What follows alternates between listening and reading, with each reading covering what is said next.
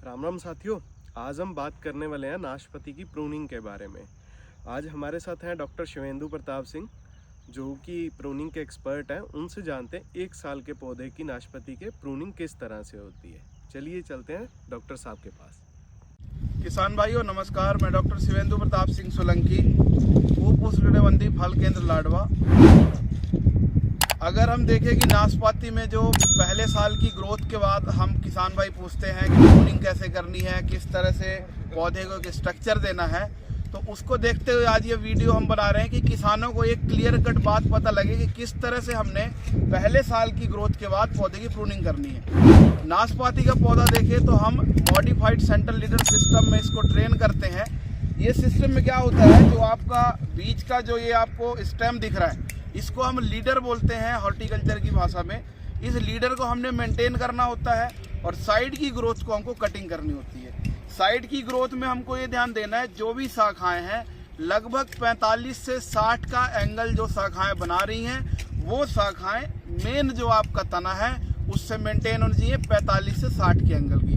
बहुत ज़्यादा अगर शाखाएं झुक रही हैं 90 के एंगल में है, या तो उससे ज़्यादा वाले एंगल में नीचे की तरफ झुक रही हैं, वो शाखाएं हमने सेलेक्ट नहीं करनी है।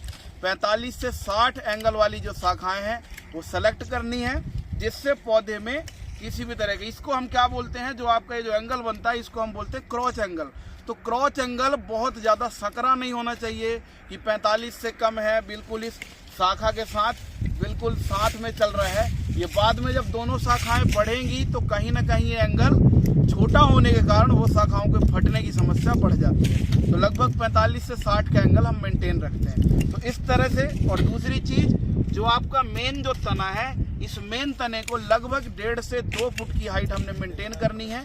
और 1.5 से 2 फुट वाली जो जगह है उसमें किसी तरह की कोई शाखाएं नहीं होनी चाहिए। वो 1.5 से 2 फुट वाला जो तना है वो आपको पूरी तरह से क्लीन होना चाहिए। तो अगर हम इसमें बात करें कि हमने अगर 2 फुट का इसमें तना रखा है, तो इसको हम इस तरह से ये काट देंगे। अब हम इस तरह से शाखाएं मेंटेन कर रहे हैं, जिसमें अगर देखा जाए तो लगभग 45 से 60 की एंगल शाखा है। इसमें लगभग आप 45% का कट लगा देंगे। कट आप तिरछा लगाएंगे, जिससे पानी और मॉइस्चर उस पर ना रुके। इस तरह से आपने लगभग 50% का कट इन साइड वाली शाखाओं में लगा देना है। ये देख रहे हैं आप।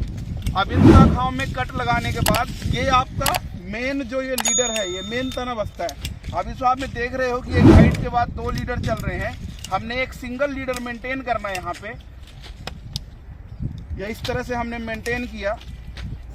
आज हम आपको दिखा रहे हैं कैंथ रूट स्टॉक। आप ये पौधा देखिए, ये कैंथ के पत्तों से पहचान सकते हैं कि कैसे पौधे होते हैं कैंथ के। और इस लीडर को लगभग ये वाली जो शाखाएं हैं, पंजाब यूनिवर्सिटी भी रेकमेंड करती है पंजाब के लिए, जिस पर हम सभी नाशपाती की वैरायटीज को ग्राफ्ट करते हैं, जिससे नाशपाती का प्रोडक्शन भी अच्छा आता है और पौधे की लाइफ भी लंबी रहती है। अब ये इस तरह फर्स्ट ईयर की कटिंग के बाद आपको ये पौधा तैयार हो गया। इसमें साइड की शाखाएं चारों तरफ जो बनी हुई है वो मेंटेन हो गई, और ये बीच का लीडर मेंटेन हो गया।